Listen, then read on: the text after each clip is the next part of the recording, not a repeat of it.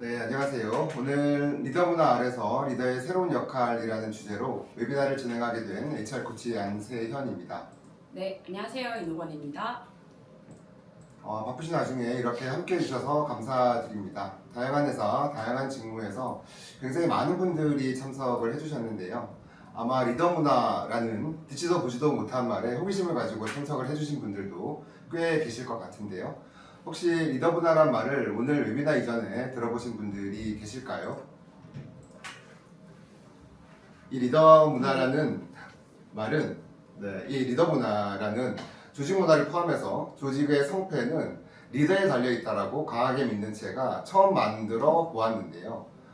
오늘 세션 이후에 공감하시는 분들이 계시다면 오늘 공유하는 자료에 보태서 더 많이 발전시켜 주시리라 믿습니다. 리더 문화 웨비나는 총 4편으로 구성되고요. 오늘이 1편입니다.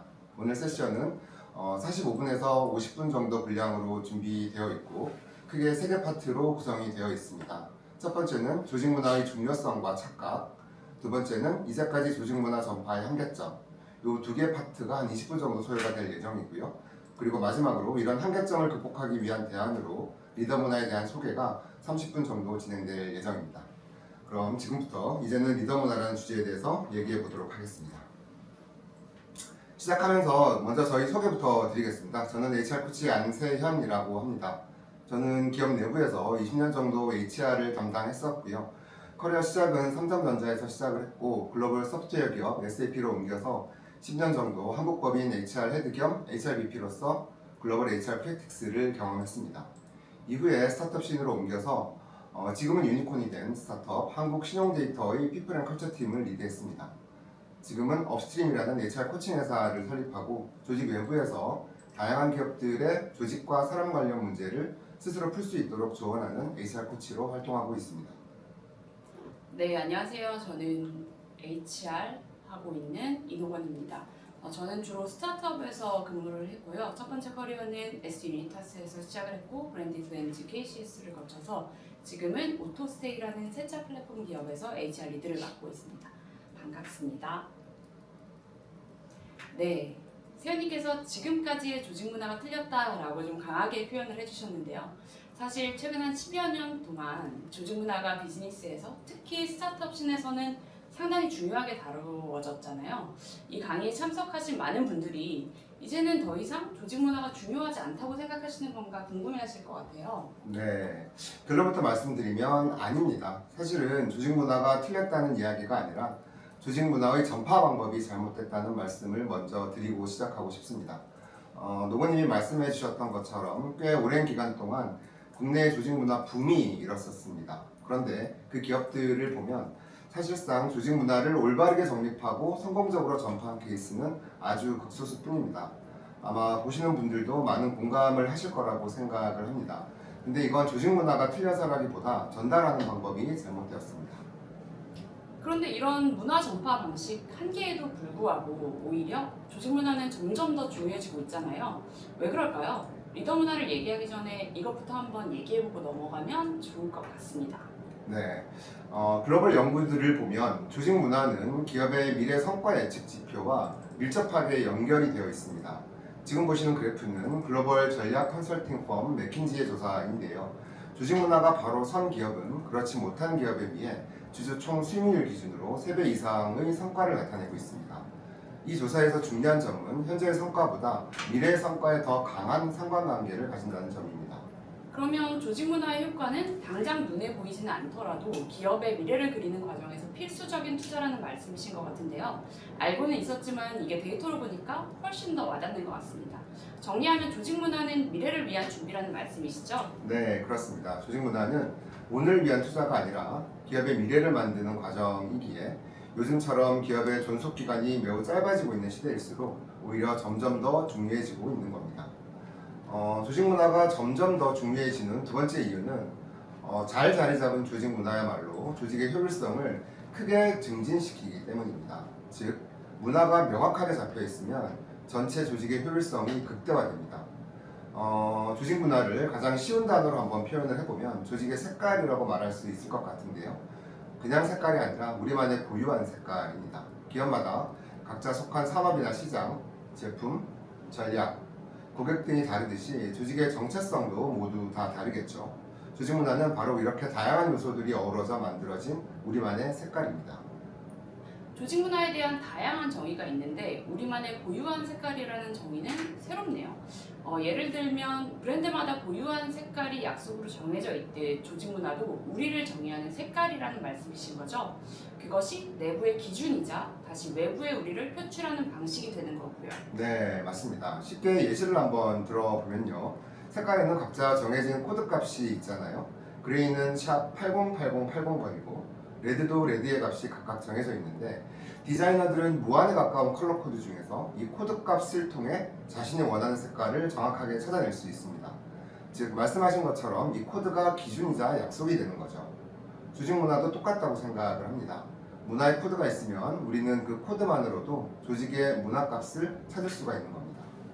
이 코드를 명확하게 알려주고 서로 알고 있으면 채용 단계에 있는 채용 후보자도 내부 구성원도 그리고 CEO나 리더들도 그 코드를 기반으로 소통하고 효과적으로 일을 할 수 있겠죠. 예를 들어 우리 회사에 관심 있는 후보자가 이 회사는 이런 색깔이구나를 미리 알 수 있으면 자기에게 맞는 기업인지 아닌지를 알 수 있고 또 반대로 기업도 우리의 색깔을 후보자에게 명확하게 얘기해서 서로의 핏을 검증할 수 있으면 채용 실패 비용을 상당히 줄일 수 있을 것 같아요. 잘 아시겠지만 사실 문화 핏으로 인한 채용 실패 비용이 굉장하잖아요. 네, 맞습니다. 다음으로 문화가 점점 더 중요해지는 마지막 이유는 문화가 인재를 담는 그릇이기 때문입니다. AI와 디지털 혁신이 모든 것을 바꿔가는 요즘 결국 사업의 본질적인 경쟁력은 다시 사람으로 귀결되고 있는데요. 때문에 우수한 인재를 확보하려는 경쟁은 점점 더 치열해지고 있습니다. 네, 맞아요. 저도 현업에서 굉장히 많이 느끼고 있는데요. 이런 우수 인재들을 확보하기 위해 물론 여러 가지 조건들이 수반되어야 하겠지만 특히 요즘 구직자들은 그 기업의 조직 문화를 굉장히 중요하게 생각하잖아요. 그래서 그런 것들을 확인할 수 있는 플랫폼들도 굉장히 많이 생겼고 또 조직 문화를 화두로 논의하는 커뮤니티도 많은 것 같은데 이런 트렌드를 보면 시간이 갈수록 다른 조건들보다 조직 문화를 굉장히 중요하게 판단하고 평가하시는 것 같습니다. 그렇죠. 맞습니다. 일하는 방식을 포함해서 조직의 커뮤니케이션 스타일이라든지 워라밸 또는 문화를 투영해서 보여주는 조직의 인사제도나 복리후생, 보상체계까지도 후보자가 먼저 검증을 하거든요. 그래서 조직 문화가 얼마나 잘 정립되어 있고 전파되어 있는지가 인재를 영입하는 과정 또 이후에 인재들의 리텐션에도 많은 효과를 발휘하게 되는 것 같습니다. 네, 지금까지 조직 문화가 오히려 더 중요해지고 있다고 말씀하시면서 그 이유들을 설명해 주셨는데요. 그런데 우리가 여기서 한 번 더 짚어보면 좋은 게 그동안에도 조직 문화가 중요한 건 다들 알고 있었잖아요. 그런데 조직 문화가 너무 크고 또 모호해서 마치 옛말에 장님이 코끼리 다리 만진다라는 것처럼 많이들 헤맸었던 것 같아요.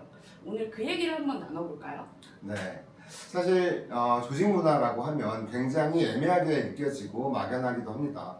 예를 들어 우리나라 문화에 대해서 누군가가 완전하게 정의 내리기가 얼마나 힘들까요? 자칫 표면적으로만 접근하기도 쉽고요. 마찬가지로 조직 문화 또한 참 많은 잘못된 해석들을 가지고 있는 것 같습니다. 그중 가장 많이 잘못 해석하고 있는 부분이 조직 문화를 단기적으로 정립 그리고 전파할 수 있다는 믿음인데요. 저는 그건 완전히 틀렸다고 생각을 합니다. 조직 문화는 단거리가 아니라 마라톤입니다. 그래서 웬만하면 단기적 기대는 접는 것이 좋습니다. 조직 문화는 지속 가능하게 성장하는 조직을 만들기 위한 장기적 투자를 하는 겁니다. 이걸 보시는 CEO분들이나 리더분들은 조직 문화를 고민할 때 어디까지나 기업의 체질을 개선하고 롱런할 수 있는 체력을 기른다는 마음을 가지고 장거리 마라톤을 뛴다는 결심을 해야 합니다. 네, 이 부분은 저도 굉장히 동의를 하는데요. 조직 문화를 저는 나무를 키우는 과정과 많이 비유를 하는데 나무도 튼튼하게 자라려면 좋은 토양에 뿌리부터 깊게 내려야 오래 갈 수 있잖아요. 그래야 폭풍우 같은 외부적인 악조건에도 흔들리지 않을 수 있기 때문에 같은 맥락으로 조직 문화도 생각해 볼 수 있을 것 같습니다. 문화를 고민할 때에는 처음부터 길게 보고 단단하게 쌓아나가는 것이 중요하지 않나라는 생각이 드네요. 네. 그리고 두 번째로 많이들 착각하고 계신 것이 조직 문화에 맞는 공식이 있다라는 생각인데요. 우리가 문화를 말할 때 기본적으로 옳고 그른 것이 없고 역시 우월하거나 열등한 문화도 없잖아요. 조직 문화도 똑같습니다. 단지 그 회사에 맞거나 맞지 않을 뿐입니다. 같은 문화라고 해도 여기서는 맞고 저기서는 틀릴 수도 있는 거거든요. 네, 저도 예전에 어떤 회사나 수평적인 조직 문화가 당연히 맞고 또 모든 회사가 수평 문화를 도입해야 된다고 생각을 했었거든요. 근데 오히려 하이어라키가 맞는 산업들도 굉장히 많더라고요. 이렇게 다양한 조직을 경험하면서 모든 회사에게 지당하게 맞다라고 정의 내릴 수 있는 조직 문화가 있는 건 아니구나라는 걸 깨달은 기억이 있습니다. 네, 말씀하신 것처럼 속한 산업이나 시장, 고객, 전략, 그리고 제품 등 다양한 요소에 따라서 필연적으로 달라야 했던 맥락이 존재합니다. 최고의 조직 문화를 가져오는 게 아니라 우리 조직의 요소와 환경에 적합한 우리와 맞는 문화를 찾아 나가면 된다고 생각을 합니다. 그리고 마지막 착각은 조직 문화를 사람을 위한 지원이라고 생각을 하는 건데요. 요즘에는 거의 그렇게들 생각하지 않는 분위기이긴 하지만 몇 년 전만 하더라도 이런 생각들이 팽배했습니다. 저는 세연님이 말씀해주신 착각들 중에서 사실 이게 가장 공감이 되는데요. 예를 들어서 어떤 CEO가 내가 정말 많이 에너지를 쏟아부었던 누군가가 갑자기 퇴사를 하거나 아니면 내가 기대한 수준에 충족되지 않는다고 판단이 될 때 조직 문화에 대한 투자가 별로 효과적이지 않구나라고 생각하시고 관심을 접어버리시는 경우가 있더라고요. 그런데 사실 조직 문화라는 것이 단지 사람을 위한 지원이라면 복리후생과 뭐가 다르겠나 싶기도 합니다. 네, 맞습니다. 제가 좀 전에 조직 문화는 긴 마라톤이라고 말씀을 드렸잖아요. 그런데 안타깝게도 우리가 조직 문화를 만들어 나가는 이 마라톤을 중간에 포기하게 되는 가장 큰 이유가 바로 사람에 대한 실망입니다. 절대로 헷갈리면 안 되는 것이 조직 문화는 사람에 대한 투자가 아니라 조직 문화라는 시스템에 대한 투자입니다. 때문에 누구 한 사람이 나갔다고 해서 그 문화가 유명무실해질 수는 없습니다. 그 사람이 아주 중요한 사람이거나 리더라고 해도 마찬가지라고 생각을 합니다. 네, 말씀해주신 것처럼 사람을 지원하는 건 문화의 아주 작은 조각이고 문화는 그보다 훨씬 더 포괄적이고 보편적이고 장기적이어야 한다는 생각이 듭니다. 네, 예시를 한번 볼까요? 우리가 애플 하면 떠오르는 분위기가 있죠. 그 출발은 스티브 잡스라는 애플의 CEO로부터 시작된 문화일 겁니다. 그렇게 형성된 애플의 정체성은 업무 스타일, 의사결정이나 협업 방식, 나아가 제품과 브랜딩을 통해 소비자에게까지 쭉 전달되었습니다. 그런데 안타깝게도 잡스는 이제 애플에 함께 있지 못하죠. 하지만 잡스가 없다고 애플이 없는 것이 아니듯 잡스가 없어졌다고 애플의 정체성, 즉 조직 문화가 사라져서는 안 되는 겁니다. 여기 써놓은 스티브 잡스와 팀 쿡의 말을 보시면 같은 맥락의 일관된 메시지라는 걸 아실 수 있을 겁니다. 이것이 조직 문화가 사람이 아니라 시스템, 나아가 거대한 생태계를 이룬 좋은 사례라고 생각을 합니다.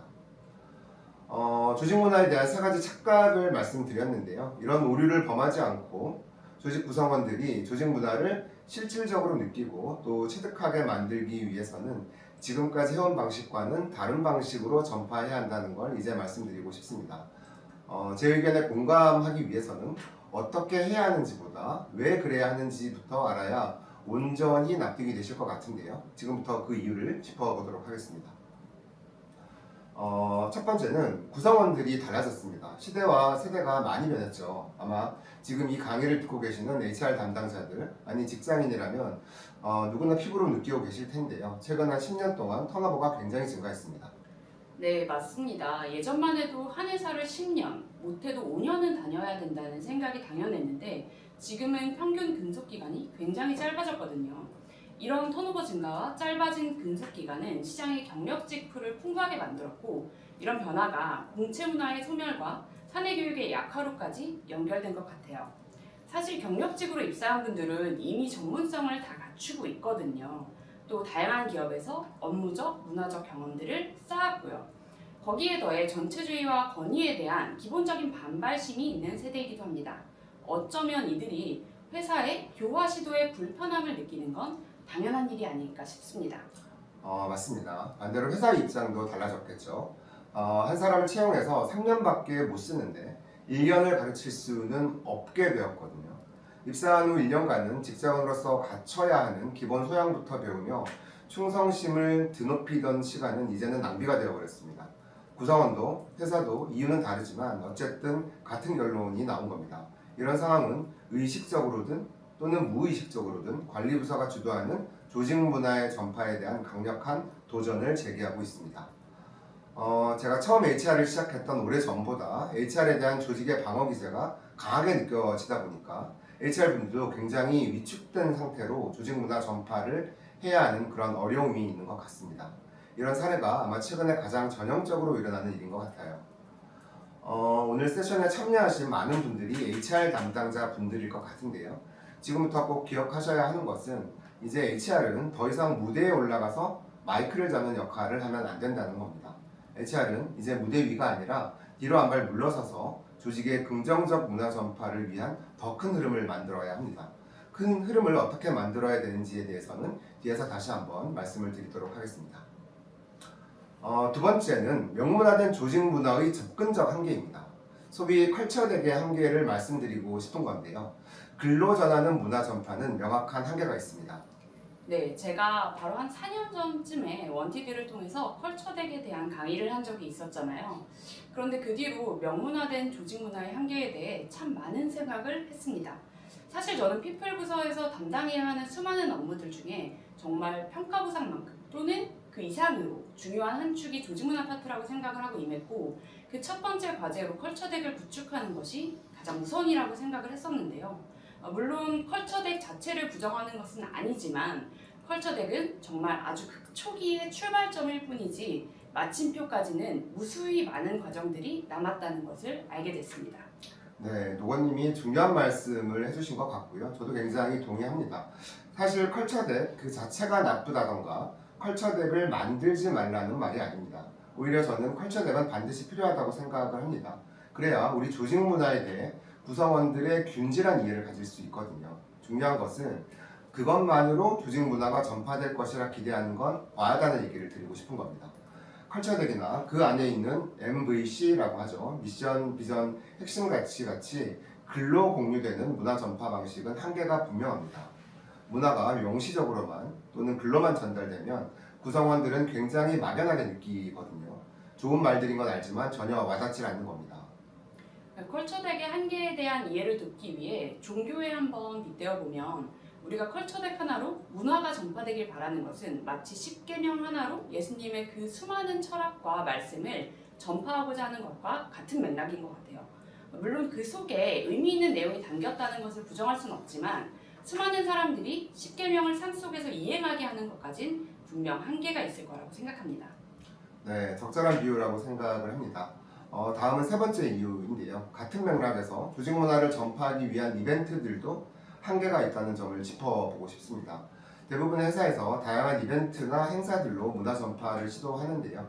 저도 여러 번 그런 행사들을 주도해봤지만 힘들게 준비했던 행사가 끝나더라도 사실 크게 변한 것은 별로 없습니다. 일시적인 이벤트는 근본적으로 구성원들의 행동 변화를 이끌어낼 수가 없기 때문입니다. 이건 어디까지나 부수적인 거거든요. 네, 이것도 정말 동의합니다.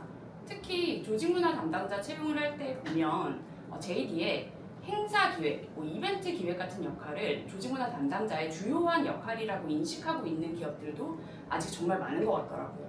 근데 이런 것들을 볼 때 조직문화가 기업에 뿌리내리기 위해서는 저것만으로는 분명 안 될 텐데 라는 생각을 많이 했었거든요. 예를 들어 창의라는 핵심 가치를 전파하기 위해 뭔가 창의와 관련된 대회를 연다거나 이벤트를 기획하는 것만으로 구성원들의 창의성을 개발시킬 수는 없겠다라는 의구심이 드는 거죠. 세영님은 이 부분에 대해서 어떻게 생각하시나요? 네, 그렇죠. 맞습니다. 물론 어떤 단계가 되면 조직 문화를 더 넓게 전파하기 위해 필연적으로 구성원들의 참여적인 접근이 필요한 시기가 옵니다. 근데 분명한 건 그건 가장 후순위가 되어야 한다는 겁니다. 모든 전파 단계의 가장 마지막이 되어야 하고 이런 전사적인 참여를 이끌어내기 이전에 조직 문화 그 자체이자 또 전달자이자 실천자가 사내 곳곳에 이미 존재하고 있어야 합니다. 왜냐하면 문화는 실질이기 때문입니다. 실질은 페이퍼나 이벤트가 아닌 사람으로 발현되어야 합니다. 회사에서 누가 일을 할까요? 문장이나 이벤트가 일을 할까요? 아니죠. 일은 사람이 합니다. 당연히 문화도 사람을 통해 보이고 들리고 느껴져야 합니다. 지금까지처럼 뿌옇게 보이지 않는 허상이 아닌 눈앞에서 보이고 들리고 손으로 만져지는 실질적인 표상이 필요합니다. 그걸 가능하게 할 수 있는 건 오직 사람뿐입니다. 네, 이제 본격적으로 리더 문화에 대한 이야기가 시작되는 것 같은데요. 그러면 조직 문화는 시스템이고 또 실질적인 표상이 될 수 있는 건 오직 사람뿐이라고 말씀해 주셨잖아요. 그러면 사람을 통해 문화를 전파하기 위해선 그걸 전달할 사람이 있어야 된다는 말씀이신 것 같고, 다시 말해서 조직 문화의 본이 되는 표상, 그러니까 페르소나가 있어야 될 것 같거든요. 그래야 그 페르소나를 보고 우리 구성원들이 조직 문화를 이해하고 습득할 수 있을 테니까요. 그 페르소나를 물론 CEO라고 생각하면 당연히 그 자체로 맞을 수도 있겠지만, 사실 구성원이 볼 때 CEO는 너무 멀고 독보적이거든요. 누구를 조직 문화의 페르소나로 설정하고 바라보는 것이 좋을까요? 네, 물론 조직 문화의 페르소나에 CEO도 포함이 되어 있는 것은 맞지만 CEO 혼자만의 역할이 되어서는 안 됩니다. 이 얘기에서 답을 눈치채셨을 수도 있을 것 같은데요. 답은 리더입니다. 리더가 조직 문화의 페르소나 그 자체가 되어야 합니다. 진짜 실질적인 표상이 되려면 내 눈앞에서 같이 일을 하고 논쟁하고 공통의 지혜를 가지고 함께 고민하는 존재여야 하기 때문입니다. 바로 이것이 제가 말씀드리는 리더 문화의 핵심입니다. 리더 문화란 리더가 성과만 창출하는 것을 넘어서 조직 문화 전파와 인재 밀도 관리까지 책임을 지는 것, 그리고 CEO와 HR이 이를 지원하는 역할로 전환되는 것입니다. 조직 문화를 바라보는 시선과 정의, 그리고 전파 방식 모두를 바꿔야 합니다. 답은 리더에게 있습니다. 그 답을 찾아가는 과정이 바로 리더 문화입니다. 리더 문화는 리더가 조직의 성과 관리, 인재 밀도 관리, 그리고 조직 문화 전파까지도 책임을 지는 것이라고 말씀해 주셨는데요. 그러려면 우선 이 세 가지 역할이 명확하게 설정되기 이전에 이 모든 것을 리드하기 위한 권한이 주어져야 될 것 같아요. 네, 맞습니다. 리더 문화는 리더가 CEO와 HR의 권한 위임, 또 그를 이행할 수 있도록 적극적으로 지원하는 아래에서 이 세 가지 책임을 이행해 나가는 전반적인 과정입니다. 그리고 이에 대해 전사적인 공감대가 건강하게 형성된 상태를 말합니다. 말씀하신 것처럼 물론 권한도 중요하고 또 리더의 세 가지 역할에 대한 조직의 응원과 지지가 함께 가야 합니다. 리더 문화는 조직 문화 전파 과정의 한계를 극복하고 조직 문화를 잘 자리 잡게 하기 위한 하나의 방법론이잖아요. 그런데 현실적인 부분도 생각하게 되긴 합니다. 말씀하신 성과 관리, 문화 전파, 인재 밀도 관리 이 모든 것이 이제 리더의 새로운 역할이라고 말하면 리더의 어깨가 정말 무거워질 것 같아요. 특히 스타트업 리더는 자신의 행정 업무나 또 실무가 굉장히 많은데 이 세 가지 책임을 모두 이행해야 하는 것이 정말 부담이 될 것 같습니다. 이 부분은 어떻게 생각하시나요? 네, 맞습니다. 노건님 말씀대로 요즘 스타트업 리더들은 모두 핸즈온하는 실무형 리더죠. 그런데 리더는 남을 통해 성과를 만들어내야 하는 사람입니다. 그렇기에 기존의 습관대로 어떤 과업을 받았을 때 자력으로 모든 것을 해결하려고 시도해서는 안 됩니다. 오히려 자신이 아닌 다른 사람을 통해 일을 수행하는 것이 필요합니다. 특히 리더 문화 속에서는 CEO와 HR, 그리고 리더가 삼위일체가 되어 적극적으로 도움을 주고받아야 됩니다. 오늘은 각각의 역할이 어떻게 설정되어야 하는지 구체적으로 한번 살펴보도록 하겠습니다. 네, 그럼 CEO, HR, 그리고 리더의 역할이 어떻게 달라지는지 알아보시죠. 네, 리더 문화라는 말 그대로 리더가 조직의 중심이 되는데요. 먼저 리더부터 얘기를 한번 해볼까요? 그런데 리더의 세 가지 역할에 대해 얘기하기 전에 꼭 짚어야 될 것이 있잖아요. 아까도 살짝 얘기가 나왔지만 리더라면 조직의 성과를 창출하는 것만이 자신의 역할이라고 생각하시는 분들이 많았을 텐데 거기에 더해서 인재밀도 관리나 문화 전파 역할까지 추가되는 것이 쉽지만은 않을 것 같습니다. 특히나 저처럼 스타트업에서 일하시는 분들은 더더욱 그럴 것 같고요. 그렇죠. 네, 맞습니다. 너무 공감이 가는 걱정이고요. 그런데 리더가 해야 할 것을 안 할 수는 없습니다. 힘든 길이어도 옳은 길이라면 그 길로 가는 것이 저는 맞다고 봅니다. 일반적으로 스타트업 씬에 있는 리더들이 성과 관리는 본인의 역할이라는 것을 잘 인지하고 있는데 조직의 문화 전파나 인재 밀도 관리까지 내가 해야 되나? 라는 생각을 할 수도 있을 것 같은데요. 제가 말씀드리고 주장하는 리더 문화에서는 이 세 가지의 역할 모두가 리더의 역할이고 특히 문화 전파와 인재 밀도 관리 역시 포기할 수 없는 아주 중요한 리더의 역할입니다. 그것을 위해 분명히 기억해야 할 것은 인디비주얼 컨트리뷰터로서 일하던 방식을 완전히 버려야 합니다. 인디비주얼 컨트리뷰터로서 일할 때는 나의 성과에만 집중하면 되었지만 리더는 단순히 자신의 성과만으로는 충분하지 않습니다. 왜냐하면 리더는 다른 사람을 통해 성과를 내야 하는 역할을 가진 사람이기 때문입니다. 이걸 한마디로 정의해보면 성과가 아닌 사람을 잘 매니지하는 것이 리더의 새로운 역할이 되는 겁니다. 꼭 기억하셔야 합니다. 리더 문화 속에서는 리더의 역할 정의를 달리 생각해야 합니다. 성과 창출은 결과값인 거고 성과를 창출하기 위해 리더가 해야 하는 것은 피플 매니지인 겁니다. 그것을 위해 성과 관리, 조직 문화 전파, 인재 밀도 관리가 함께 가야 하는 것이고요. 그렇다면 리더는 지금까지 하던 개인 실무를 줄이고 조직의 성과 관리, 조직 문화 전파, 그리고 인재 밀도 관리를 최우선으로 높여서 일해야겠네요. 맞습니다. 리더의 역할 세 가지를 이제 하나씩 짚어볼 텐데요. 먼저 조직 성과 관리는 목표를 설정하고 이를 달성하기 위한 전반적인 과정을 말합니다. 조직 문화 전파는 우리 조직이 가장 효율적이고 옳은 방식으로 일하는 방법을 찾고 이를 실천하고 전파하는 것을 의미하죠. 마지막으로 인재 밀도 관리는 조직의 목표를 달성하기 위해 가장 적합한 인재를 영입, 유지, 성장, 이별하는 전반적인 과정입니다. 성과 관리는 사실 리더가 해야 하는 세 가지 역할 중에 가장 직접적이고 성과의 관여도가 높은 책무잖아요. 그래서 그런지 성과 관리 같은 경우는 이미 리드들이 너무 잘 알고 있을 것 같고 또 리드라면 당연히 성과 관리는 내 역할이다 라고 생각을 할 것 같아요. 리더 문화 속에서 성과 관리는 어떤 것이 달라지나요? 네, 이후에 저희가 2강부터 4강까지 리더의 세 가지 역할을 하나씩 큰 꼭지로 잡아서 별도로 세션을 진행하게 될 텐데요. 그때 다시 한번 설명을 자세히 드리겠지만 리더 문화 속에서 말하는 리더의 성과 관리는 기본적으로 큰 전제를 두고 있습니다. 리더가 팀 전체의 성과를 온전하게 책임지는 완전한 오너십을 가진 그림인데요. 그렇게 되려고 하려면 리더에게 필요한 권한이 있습니다. 구성원의 영입의사 결정권, 그리고 평가와 보상에 대한 권한, 그리고 팀 리스트럭처링에 대한 권한들일 텐데요. 이런 온전한 권한을 가질 수 있어야 본인 팀의 성과에 대한 온전한 책임을 질 수가 있습니다. 한국 기업에서는 잘 되고 있지 않은 대표적인 부분들이죠. 여기에 대해서는 별도로 1시간을 잡아서 자세히 얘기를 할 것이기 때문에 오늘은 간단하게 성과 관리에 대한 기본 내용들을 소개해보면 성과 관리에서는 목표 관리, 업무 진척 관리, 예산과 비용 관리 등을 모두 챙기면서 팀 전체의 성과를 매니지하는 것이라고 보시면 됩니다. 아마 보시는 분들은 리더 문화의 핵심인 리더의 조직 문화 전파 역할을 가장 궁금해하지 않으실까 싶어요. 또 그만큼 부담스러워 하실 것도 같고요. 그건 HR의 역할이 아닌가라고 생각하시는 분들도 분명 있을 겁니다. 리더가 조직 문화 전파를 어떻게 해야 하는지 조금 더 자세하게 얘기해 주세요. 네, 이건 이제 저희가 앞서서 기존 조직 문화 전파가 왜 실패했는지에 대해서 말씀드렸던 내용인데요. 이제까지 CEO와 HR이 주도해서 말과 글로써 조직 문화를 확립하려는 노력을 우리가 많이 했었잖아요. 근데 실제로 이걸로 인해서 어떤 문화의 변화도 경험하지 못하셨을 겁니다.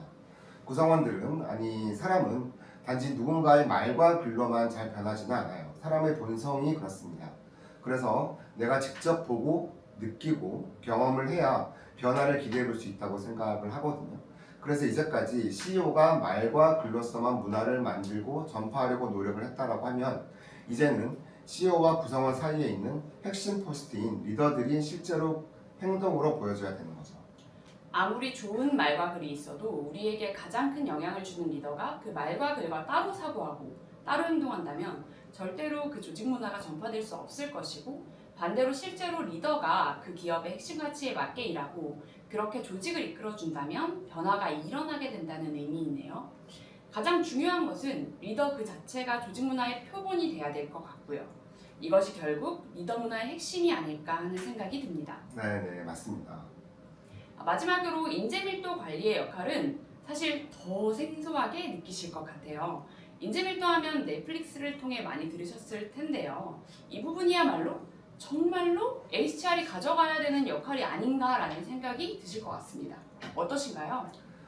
그렇죠. 맞습니다. 그런데 제가 생각하고 믿고 있는 리더 문화에서 인재 밀도 관리의 책임은 100% 리더에게 있습니다. 인재 밀도라는 것에 대해서 먼저 한번 생각해 보면 좋을 것 같은데요. 우리 팀의 인재 밀도를 높이기 위해서는 우리 팀에 좋은 분들이 들어오셔야 되고 기존에 우리 팀에 있던 분들이 성장을 해주셔야 되고 팀에 있는 성장하지 못하는 구성원들이 나가줘야 팀의 전반적인 인재 밀도가 올라가는 거겠죠. 그러면 인재 영입 단계부터 보게 되면 후보들을 인터뷰하고 최종적으로 영입 의사결정을 누가 하게 될까요? 물론 인재 영입팀에서 많은 부분을 도와주긴 하겠지만 인재를 검증하고 최종적으로 영입 의사결정을 내리는 사람은 리더입니다. 그리고 신규 입사한 분들의 성공을 돕기 위해서 온보딩 과정은 또 누가 챙기고 있죠? 온보딩 과정 역시 리더가 챙깁니다. 우리 팀에 있는 구성원들의 성장을 챙겨가는 것도 리더고, 우리 팀에서 핏이 맞지 않아서 또는 역량이 부족해서 성과를 내지 못하고 있는 사람을 끌어올리는 것 역시 리더의 역할입니다. 그렇게 끌어올리지 못하는 팀원과 이별하는 것도 역시 리더의 역할입니다. 그렇다고 하면 인재 밀도 관리의 책임이 누구에게 있는지 좀 더 명확해질 것 같은데요. 바꿔서 생각을 해봐도 결과는 같습니다. 우리 팀의 인재 밀도가 올라갔을 때 누가 가장 이익을 볼까요? 팀의 성과를 책임지고 있는 리더입니다. 반대로 인재 밀도가 떨어졌을 때 가장 큰 임팩트를 받는 사람도 팀의 성과를 책임지고 있는 리더겠죠. 그런 관점으로 보더라도 팀의 인재 밀도 관리의 책임은 100% 리더에게 있다고 볼 수 있습니다. 앞서 리더의 역할에 대해서 얘기해 주실 때 리더는 다른 사람을 통해서 성과를 내는 사람이다 라고 해주셨는데요. 영입과 유지, 교육, 그리고 이별하는 것까지 원활하게 운영이 된다면 다른 사람을 통해 성과를 만드는 과정이 자연스럽게 일어날 것 같습니다. 좋은 사람이 들어오고 좋은 사람이 나가지 않고 또 성장하고, 그렇지 않은 사람이 회사에 머물지 않게 하는 것이 성과의 밑바탕이 될 테니까요. 그런데 이게 말처럼 쉬울지는 좀 고민이 되네요. 네, 물론 쉽지는 않습니다. 그런데 해야 합니다. 우리가 바다 한가운데서 전쟁을 치르고 있다고 생각을 해보면 그 수척의 배마다 선장 역할을 하는 장수가 아마 있을 겁니다. 생각을 한번 해볼까요? 그 배에서 일어나는 전쟁의 결과와 배에 탄 병사들에 대한 책임은 누구에게 있을까요? 저 멀리에 있는 장군에게 있을까요? 사령부에 있을까요? 아닐 겁니다. 그 배의 선장에게 있겠죠. 쉽게 배에 탄 사람에 대한 모든 책임을 선장, 그러니까 리더가 진다고 생각하는 게 제가 생각하는 리더 문화입니다. 우리가 조직 문화 전파에 실패를 하면서 그 이후 본질적인 원인을 고민했을 때 제가 생각하는 리더의 본질적인 역할이 이행되지 않았기 때문이라고 생각을 했습니다. 그렇군요. 그러면 다음으로 CEO는 어떤 역할이 돼야 되는지 이어서 좀 더 얘기해 봐 주시면 좋을 것 같습니다. 아마 CEO 또한 한 명의 리더이기에 리더들의 상위 버전이 아닐까 하는 생각이 드네요. 그렇죠. 맞습니다. CEO는 리더들의 리더입니다. CEO는 리더 문화 속에서 그 역할을 포함해서 세 가지의 역할을 부여받습니다. 첫 번째, CEO는 조직 문화의 첫 번째 페르소나입니다. 일반적으로 우리가 스타트업에서 조직 문화는 CEO 그 자체다라는 말들을 많이 합니다. 실제 맞는 말이기도 하고요. 그만큼 CEO는 조직 문화의 상징이자 가장 첫 번째 전파자라는 의미인 겁니다. 텍스트화되어 있는 우리의 조직 문화를 말과 행동으로 가장 먼저 보여줘야 하는 것이 CEO입니다. 또 그 텍스트를 도출하는 과정에서도 가장 지대한 영향을 미치게 되겠죠. 즉, 리더들이 조직 문화 전파자로서의 역할을 제대로 하기 위한 출발점이 CEO가 되는 겁니다. 두 번째, CEO도 리더입니다. 제가 중요하게 말씀드리는 리더들의 리더인 셈이죠. 앞서 말씀드렸던 리더 문화 하에서 중요한 리더의 세 가지 역할 뭐였죠? 성과 관리, 조직 문화 전파자, 그리고 인재 밀도 관리입니다.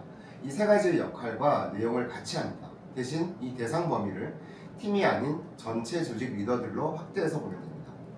그럼 CEO가 리더들의 성과 관리, 그리고 리더들에 대한 문화 전파, 그리고 리더들의 인재 밀도 관리 책임자가 되는 거네요. 그렇죠. 네, 이 역할이 굉장히 중요한 것이 리더가 리더의 역할을 제대로 하기 위해서는 리더의 리더인 CEO부터 리드 바이 example이 되어야 됩니다. 즉, 모범을 보여줘야 되는 거죠. 리더의 리더로부터 보고 배우지 않으면 리더가 바뀌지 않고, 그러면 리더 문화의 성공을 기대할 수 없습니다. 그런 관점으로 보면 리더 문화 성공의 출발점이 바로 CEO라고 할 수 있겠네요. 네, 맞습니다. 그리고 CEO의 역할 세 번째는 가장 중요한 부분인데요. CEO는 리더의 물리적, 화학적인 든든한 후원자가 되어야 합니다. 앞서 말씀드렸듯이 리더 문화 속에서 리더는 굉장히 많은 역할을 맡게 되는데요. 리더 혼자의 힘으로는 하기 힘듭니다. 아니, 불가능합니다. 리더가 팀의 인재 밀도를 높여서 성과를 책임지려고 하면 그에 상응하는 권한이 필요합니다. 영입, 평가와 보상, 팀 리빌딩 등을 할 수 있도록 온전한 권한을 줄 수 있는 용기 있는 의사결정이 필요합니다. 그리고 또 한 가지 중요한 게 있는데요. CEO가 정말 조직 문화가 중요하다고 생각을 하고 리더를 통해서 조직의 문화를 정립, 확장하는 것이 맞다고 생각한다면 리더의 평가 기준 역시 변화해야 합니다. 조직의 성과 관리자에만 집중되어 있던 평가의 기준을 조직 문화 전파자의 역할과 인재 밀도 관리까지 확장을 해서 리더의 영입과 평가 기준으로 잡아줘야 합니다. 세 가지를 다 잘해야 해 라고 말을 해놓고 한 가지로만 평가한다면 나머지 두 가지를 잘 해나가기 쉽지 않겠죠. 네. 뿐만 아니라 리더가 그 힘든 일을 책임감을 가지고 해나갈 수 있도록 뒤에서 지켜보고 지지하고 힘에 붙이면 도와줄 수 있는 정서적 지원도 꼭 CEO가 해줘야 합니다. 이것이 리더를 위한 물리적, 화학적 지원입니다. 마치 영화 감독을 정신적으로 또 물질적으로 그 밖에 다방면으로 지원해주는 제작자가 있듯 또 스포츠 감독을 후원해주고 기용해주고 권한을 부여해주는 구단주가 있듯 CEO는 리더들의 물리적, 화학적 후원자가 된다는 의미인 거죠. 네, 맞습니다. 정확한 비유인 것 같아요. 리더 문화 속에서 변화된 CEO의 역할을 다시 한번 짚어볼게요. CEO는 조직 문화 그 자체가 되어야 된다는 것, 그리고 리더가 보고 따라할 수 있는 모범적인 표상이 되어야 될 것 같고요. 가장 중요한 것은 리더가 이 힘든 일을 헤쳐나갈 수 있도록 물리적으로, 화학적으로 든든한 지원을 전폭적으로 해주는 겁니다. 이렇게 CEO의 역할이 바뀐 이유는 크게 두 가지로 정의해 볼 수 있을 것 같은데요. 먼저 CEO는 구성원들에게는 굉장히 먼 존재입니다.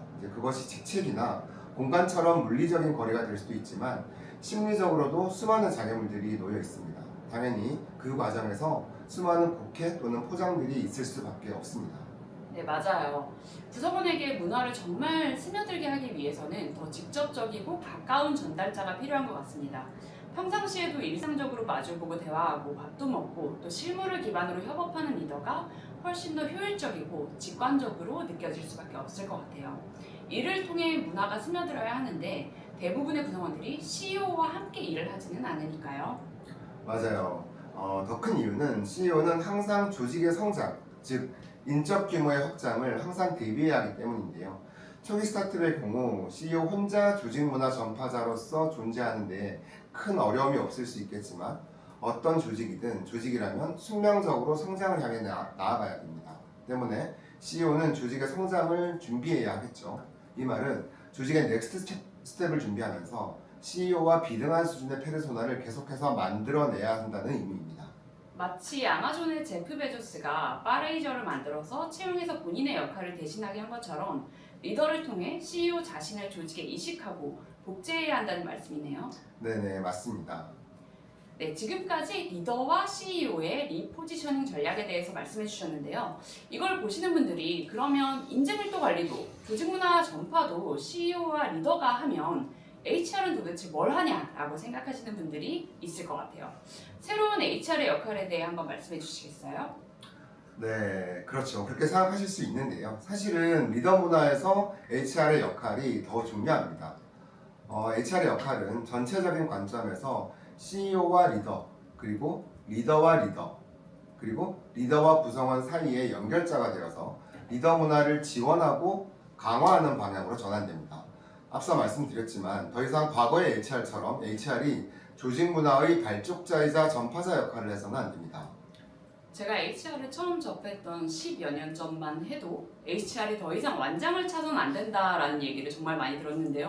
이제는 마이크도 잡으면 안 된다라는 말씀이신 거죠? 네, 리더 문화 속에서 HR은 조직 곳곳에 퍼진 화학적 연결자로 존재합니다.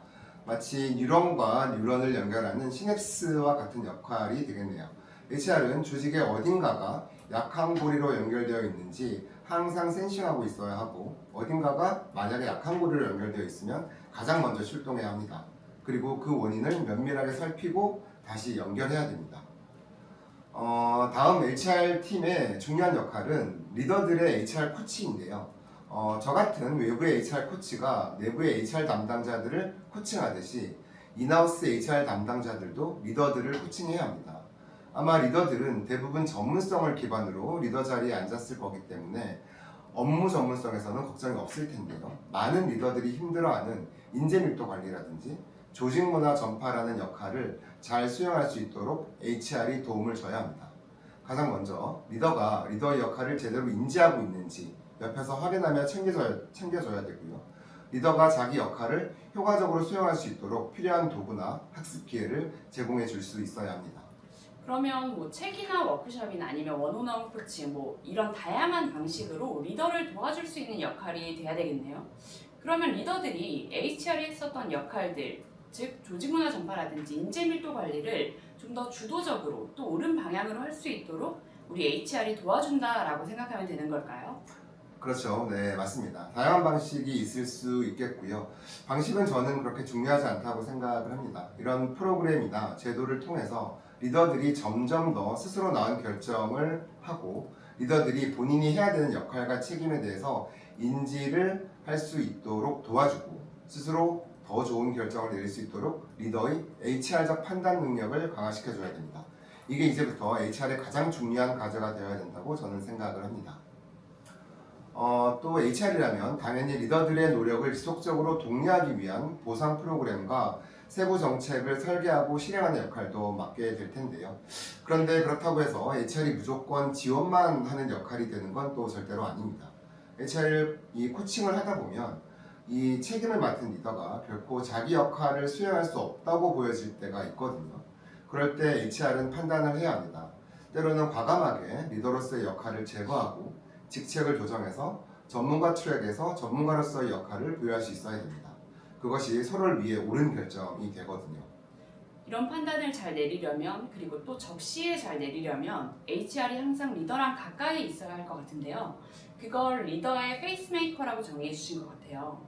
그래서 아마도 제 생각에는 이렇게 페이스메이커처럼 같이 보조를 맞추며 걸어가서 리더의 지금 상황이나 또 도움이 필요한지 그런 것들을 긴밀히 센싱할 수 있도록 친밀한 존재가 되자라고 설명해 주시는 것 같습니다. 맞나요, 세영님? 네, 맞습니다. 그러면 이렇게 HR의 역할이 변화해야 되는 이유가 뭘까요? 네, 앞서 말씀드렸다시피 리더 문화 하에서는 리더가 맡아야 할 책임의 역할과 범위가 굉장히 넓어집니다. 실제 요즘 스타트업에서는 행정하는 실무형 리더들이 많은 상태에서 리더가 이 많은 역할을 다 잘해내기 위해서는 CEO와 HR의 지원이 필수적으로 필요하고요. CEO가 앞서 말씀드린 CEO 역할대로 리더를 지원한다고 하면 HR은 실제 리더와 함께 뛰면서 리더가 놓치고 있는 해야 하는 업무들을 계속 옆에서 챙겨주고 그 해야 하는 일을 몰라서 못하는 경우는 본인이 챙길 수 있도록 알게 해줘야 되고요. 알면서도 못하는 경우는 본인이 그 문제를 풀 수 있도록 HR이 옆에서 지속적으로 도움을 줘야 리더가 실제 본인이 해야 되는 역할을 튼튼하게 잘 인내심을 가지고 맷집을 가지고 해나갈 수 있습니다. 저도 그 말이 굉장히 공감이 되고요. 또 앞서 말씀해주신 내용 중에서 이제 시대가 많이 변했다라는 말도 정말 와닿았습니다. 예를 들면 예전 같으면 세연님이 HR을 시작했을 때만 해도 HR이 뭔가를 강제할 수 있는 시대였을 것 같아요. 그러나 지금은 HR이 뭔가를 주도적으로 구성원들의 방향을 설정하고 이끌어 나가고자 할 때 사실 저는 거의 불가능에 가까운 시대가 왔다고 생각을 하거든요. 그래서 이런 사람들을 우리가 더 적극적으로 회사의 방향성에 얼라인시키기 위해서 리더의 주도가 필요하다라는 생각이 들고 오히려 HR은 그런 리더십을 더 강건하게 만들어주고 시스템화할 수 있도록 돕기 위해 지원해주는 역할로 변모하는 게 훨씬 더 맞다고 생각합니다. 네, 제가 생각하는 리더 문화를 정확히 이해하시고 노건님이 너무 정리를 잘 해주신 것 같습니다. 이제 정리할 시간이 된 것 같은데요. 저는 리더 문화를 강하게 믿고 있습니다. 정리해보면 조직 문화는 점점 더 중요해진다. 그런데 우리만의 조직 문화를 잘 정립하고 내재화하려고 하면 리더를 중심으로 생각해야 한다. 리더의 역할은 점점 더 중요해지고 커진다. 그런데 이 중요한 역할을 리더 혼자서는 절대 할 수 없다. CEO와 HR이 리더가 잘할 수 있는 환경을 만들어주고 지원 그리고 지지해줘야 한다 정도가 될 것 같네요. 네, 이제 리더 문화에 대해서는 좀 어느 정도 알 것 같은데요. 리더의 새로운 역할 세 가지에 대해서 더 구체적으로 알고 싶어 하는 분들이 있으실 것 같아요. 네, 오늘은 리더 문화에 대해서 기존 문화의 한계와 리더 문화가 나오게 된 배경, 그리고 리더 문화에 대한 설명과 각 포지션의 새로운 역할들에 대해서 얘기를 나눠봤습니다. 이제 다음 달부터는 오늘 간단하게 언급드린 리더의 새로운 역할 세 가지가 있었죠. 성과 관리, 조직 문화 전파자, 그리고 인재 밀도 관리. 각각 세 개의 영역에 대해서 한 시간씩 좀 더 구체적으로 자세하게 설명하는 시간을 가져보도록 하겠습니다. 네, 감사합니다. 감사합니다. 질문 주시면 저희가 답변 드릴 텐데요. 그 Q&A 게시판에 질문을 올려주시면 최대한 답변을 드려보겠습니다. 네네네. 네네. 제가 읽어드릴게요. 네. 이거 읽기가 좀 부끄러운 질문이었는데 저도 강의 내용이 좋아서 회사 팀장들 대상 리더십 교육으로 활용해보고 싶습니다. 외부 회사 대상으로 교육 프로그램 제공 계획이 있으신지 궁금합니다. 네, 제가 원래 HR 코칭, HR 자문만 하고 있었는데요. 지금 질문해 주신 분들처럼 이런 문의들이 최근 들어오고 있어서 제가 외부 회사에 대해서 리더 문화를 주제로 강의하려고 강의안을 준비하고 있습니다. 네, 그리고 두 분께서 말씀해 주시는 내용이 너무 좋아서 한 번 더 보고 싶은데 혹시 오늘 웨비나 녹화본은 나중에 공유해 주실 수 있을까요? 라고 질문해 주셨는데요. 사실 지금 원티드 웨비나는 저희가 라이브로만 진행이 되고요. 저희 업스트림 유튜브에 하나씩 저희가 업로드를 하고 있어요. 그래서 거기서 이 같은 리더 문화에 대한 내용들이 또 추가적으로 업데이트 될 예정입니다. 그리고 그 강의 자료는 한 일주일 정도 안에 저희가 드릴 수 있을 것 같아요. 그래서 이런 장표 말고 그 좀 워드 파일로 정리해서 한 번에 읽어보실 수 있도록 드리겠습니다. 네, 다음 질문은 말씀하신 내용을 수행하는 과정에서 발생하는 가장 큰 장애물은 무엇이고 어떻게 해결해야 한다고 생각하시는지 궁금합니다. 네. 라고 KS님이 질문해 주셨어요. 네, 좋은 질문이고요. 실제 저희가 생각하는 리더 문화를 현업에서 적용해서 운영을 해보면 굉장히 다양한 어려움에 마주치게 됩니다.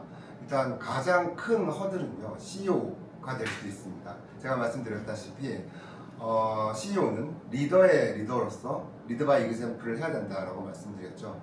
우리가 아마 뭐 다들 보유하고 계신 컬처덱에 미션, 비전, 핵심 가치가 있을 텐데 우리가 중요하게 생각하는 핵심 가치에 근거해서 리더가 CEO가 의사결정을 하는지 그런 것부터 먼저 점검을 해봐야 되고요.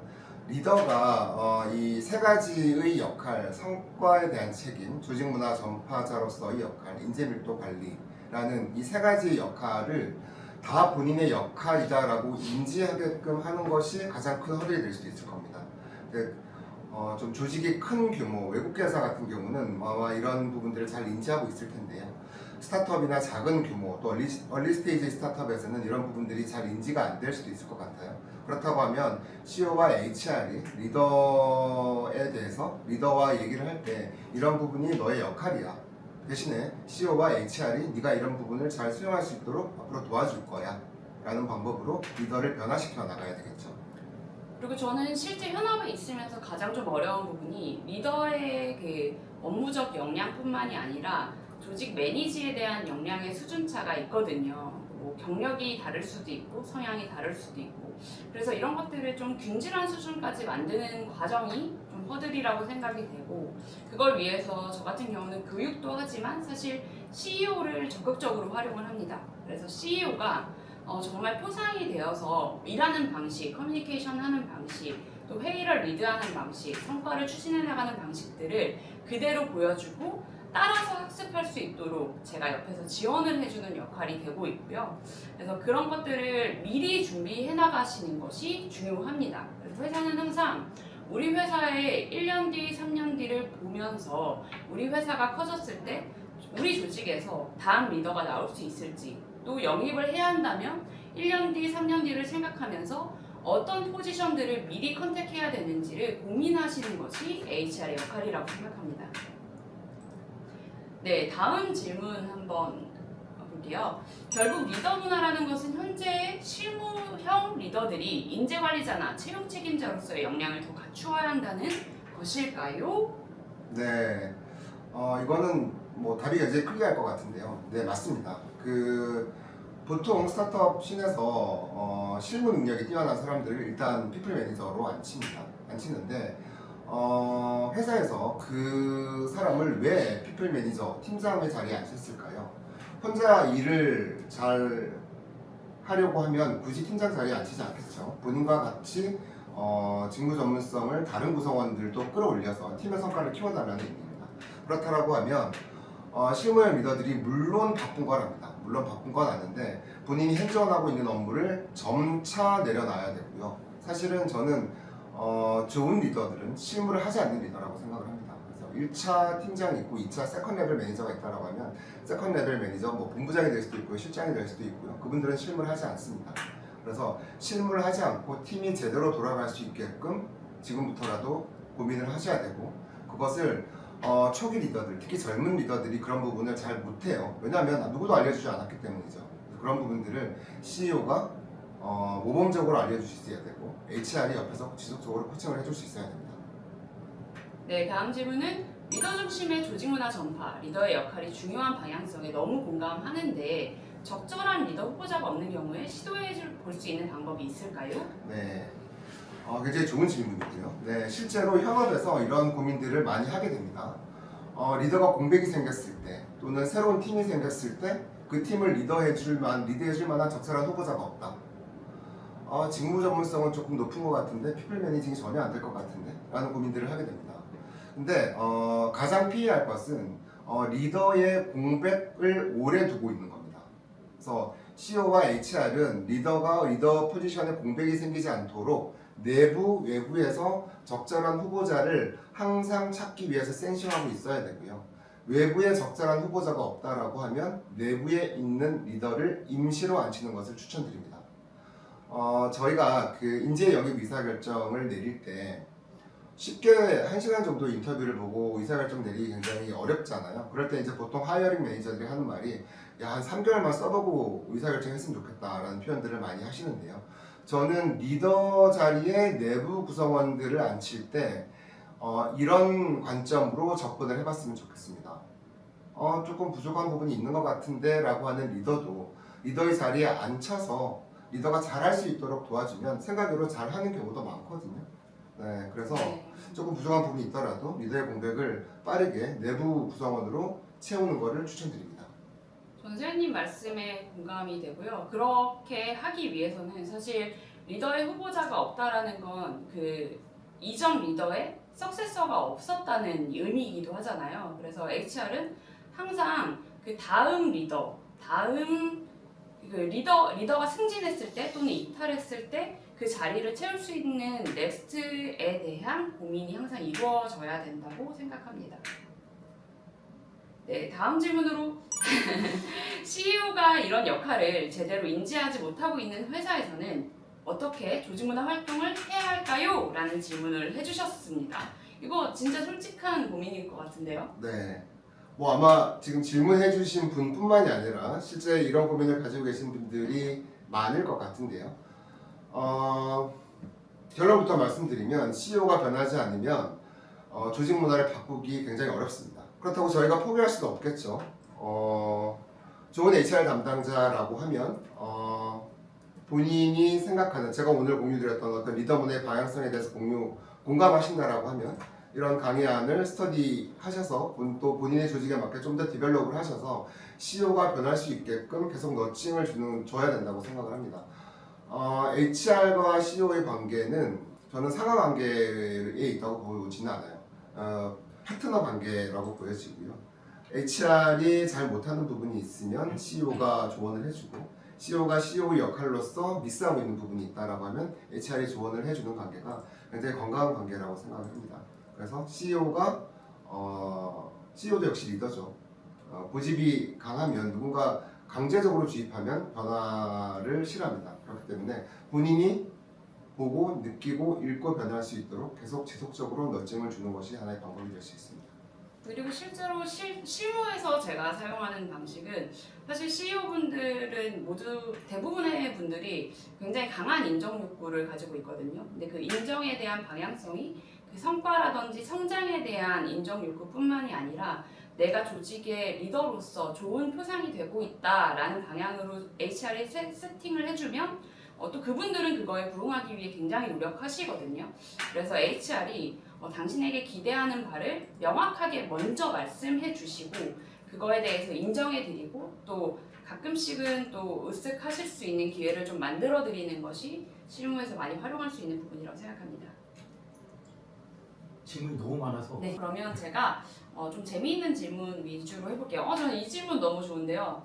이렇게 리더 문화에 따라 리더의 역할이 강화되고 다양화되며 리더의 부담감과 피로도가 증가되는 것 같습니다. 이러한 부분을 극복하고 리더의 역할을 더 잘 인지할 수 있도록 어떻게 안내할 수 있을까요? 이 질문은 제가 한번 네. 답변을 드려보고 싶은데요. 사실 리더 문화 속에서 리더가 정말 힘들거든요. 근데 아까 저희 강의할 때 거의 다 답변이 나왔었던 것 같아요. 사실은 HR이 페이스메이커가 돼야 되고요. 그래서 정서적으로 동지애를 느낄 수 있는 존재가 돼야 됩니다. 그리고 두 번째로는 CEO가 정말 코치이자 멘토가 돼야 되거든요. 그래서 내가 힘들 때 기댈 수 있는 존재가 돼야 되고요. 그리고 세 번째로 리더는 다른 사람을 통해 성과를 내는 사람이다라는 장표가 있었잖아요. 내가 할 수 있는 일, 내가 할 수 있는 역할이 분명히 있겠으나 항상 리더는 다른 사람에게 더 많은 영향을 주고 그 영향력을 발휘할 수 있도록 이끌어내는 것이 리더의 역할이라고 생각하기 때문에 너무 혼자서 고민하지 말자 이런 얘기를 좀 드리고 싶네요. 네. 네. 이 부분은 그 HR의 역할이 좀 굉장히 중요한 부분일 것 같은데요. 아까 제가 강의 자료에도 나왔다시피 두 가지 경우로 나눠서 생각하는 게 좋을 것 같습니다. 일단 리더가 본인의 역할이라고 인지하고 공감하고 있는가. 일단 그게 안 되면 본인의 역할이라는 것에 대한 인지를 할 수 있게끔 도와줘야 됩니다. 이게 그 CEO나 HR이 인재밀도 관리와 조직 문화 전파를 네가 해야지 라고 하면 리더는 방어 기제가 발동이 됩니다. 근데 인재밀도 관리나 조직의 문화 전파를 리더가 실제로 하고 있는 외부의 조직들이 있거든요. 그런 조직을 스터디에서 같이 얘기를 한다던가 그런 조직에 있는 사람들을 인바이트해서 긍정적인 효과를 리더가 들어볼 수 있게 한다던가 이렇게 기회를 주면서 이런 역할들을 리더가 하는구나 라는 것들을 리더가 알 수 있게끔 이건 역시 너칭입니다. 너칭을 주면서 리더가 인지할 수 있게끔 도와줘야 되고요. 두 번째는 인지하고 있지만 우선순위에서 밀리는 경우입니다. 거의 대부분이 핸즈온 하고 있는 실무형 리더이기 때문에 실무형 리더는 일을 하느라 본인이 챙겨야 되는 피플 매니징이나 인재밀도 관리나 조직문화 전파자로서의 역할을 제대로 못하는 경우죠. 그럴 때도 마찬가지입니다. HR이 제가 내부에서 리더들의 인하우스 HR 코치가 되라고 말씀드렸잖아요. 그 HR 코치는 이제 질문을 많이 해야 돼요. 이제 좋은 질문을 통해서 리더가 생각하고 변화할 수 있게끔 도와줘야 되는 건데요. 주기적으로 인재밀도 관리를 하고 있는지에 대한 다양한 질문들을 리더에게 던져보는 거죠.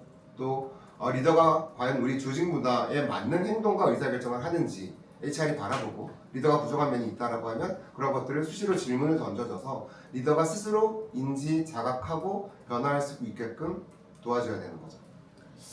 네, 같은 얘기인 것 같아서 이어서 말씀드리면 CEO 및 질문이에요. CEO 및 HR이 리더와 소통하는 시간이 늘어나면 좋을 것 같은데요. 혹시 추천하시는 주기가 있나요? 라는 질문을 주셨는데요. 세명님과 제 생각은 사실 동일하고요. 저희는 자주 만나면 만날수록 싱크가 더 잘 될 것이다 라고 생각을 좀 하고 가볍게 티타임이든 아니면 회식도 추천하시나요? 저도 추천합니다. 네. 네. 회식이든 네. 그래서 일단 감정적 라포를 쌓는 기간을 초기에 좀 많이 가지면 그 이후에는 정말 눈빛만 봐도 알 수 있는 것들이 많거든요. 그래서 초기에 좀 밀도 있는 미팅을 하는 것이 중요하다 이렇게 생각합니다. 네. 이 질문에 대해서 제가 조금 더 말을 보태면 CEO 및 HR이 리더 전체를 모아서 소통하는 어떤 오피셜한 자리를 말씀하시는 거라고 하면 리더 라운드 테이블이라든지 이렇게 해서 만들어 볼 수 있을 것 같고요. 근데 공식적으로 뭔가 포멀하게 진행하는 것보다 사실 CEO 리더가 소음의 정도라고 말씀하셨는데요. CEO에게 보고하는 리더는 리더와 CEO가 위클리 단위로 원어원을 해야죠. 만약에 원어원을 안 하고 있다면 원어원을 강하게 추천드립니다. 원어원을 통해서 리더의 바이탈을 확인하고 리더가 무엇을 힘들어하고 있고 무엇을 도와줘야 되는지 CEO가 인지하는 것이 가장 중요한 출발점이 될 것 같습니다. 만약에 CEO가 이걸 못하고 있다라고 하면 HR이라도 해야 됩니다. HR이 힘들어하고 있는 리더가 보이면 CEO와 그 내용을 공유하고 어떻게 도와줄 수 있을지에 대한 논의를 바로 시작하셔야 할 것 같아요. 네, 뭐 다음 질문, 재미있는 질문은 네, 하나만 더 네, 빨리. 마지막 질문은 골라주세요. 논의 보시죠. HR의 새로운 역할을 잘 수행하기 위해 기존과 다르게 신경 써서 갖춰야 할 전문성이 뭘까요? 라고 질문을 주셨는데요. 사실 저는 이 개인적인 방법이긴 한데 저는 이 리더 문화를 도입하면서 오은영 박사님을 굉장히 많이 참고를 하거든요. 근데 그게 재미있는 게 사람은 뭐 아이나 어른이나 기대하는 바, 뭐 충족시키고 싶어 하는 바가 굉장히 비슷하더라고요. 그래서 책도 많이 읽고 그렇지만 이렇게 내가 심리적으로 사람을 인간 본성을 이해하고 있는 게 굉장히 메리트가 된다라는 생각을 할 때가 정말 많습니다. 그래서 HR 전문가 분들이 뭐 농무 지식도 중요하고 다른 지식도 중요하지만 사람의 마음을 읽는 또 이해하는 능력을 갖추는 것이 매우 중요하지 않나 생각합니다.